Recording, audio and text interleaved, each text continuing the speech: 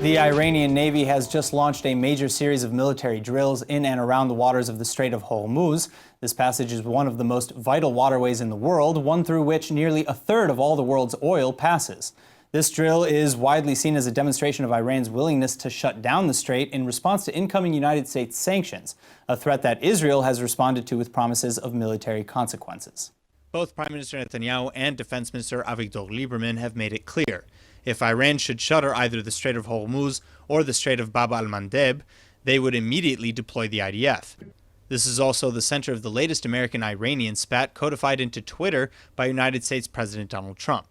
Trump promised that Iran would, quote, suffer consequences the likes of which few throughout history have ever suffered before, end quote, in all caps, if Iran should close the waterway. Shortly thereafter, however, Trump announced that he'd be willing to meet with Iran's president with no preconditions anytime. Iranian leaders and Trump's own shocked staffers seemed less than enthusiastic about such a sit-down.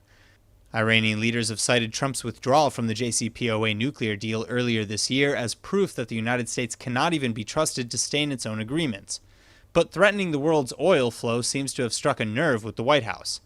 Now, it's unclear if the shuttering of the strait in and of itself would be considered an outright act of war, but having said that, such a move would violate previous agreements with Iran, unless Iran happened to be in a wartime scenario.